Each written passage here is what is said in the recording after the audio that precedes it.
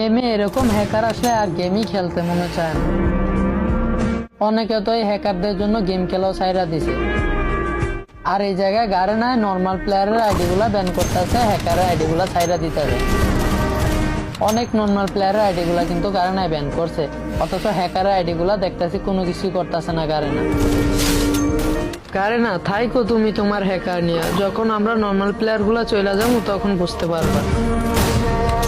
একটা normal player আর কত সহ্য করবে। আমরা বেশিরভাগ প্লেয়াররাই কিন্তু নর্মাল একটা ডিভাইস দিয়ে গেম প্লে করি, না আছে ভালো কোনো গান স্কিন, না আছে ভালো কোনো মুভমেন্ট।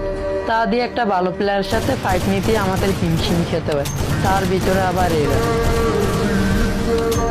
ভাবছিলাম এই আপডেটে কোনো হ্যাকার থাকবে না, গেমটা শান্তি মতো খেলতে পারবো, এবার গ্র্যান্ড মাস্টার পোস্টটা শান্তি মতো দিতে পারবো।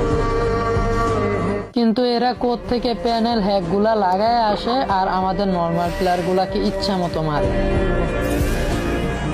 তো এই হ্যাকারের খেলাটা দেখো, এরকম হ্যাকার কিন্তু অনেকদিন পরে আসছে। এতদিন আসছে প্যানেল ইউজার, বাট ওদের গলিগুলা রিকোয়েল দিত বা দু একটা শট হইলো অন্তত এদিক সেদিক যাইতো, কিন্তু এর একটা শটও এদিক সেদিক যায় না, যতটা মারবে অতটাই এনিমির বডিতে লাগবে।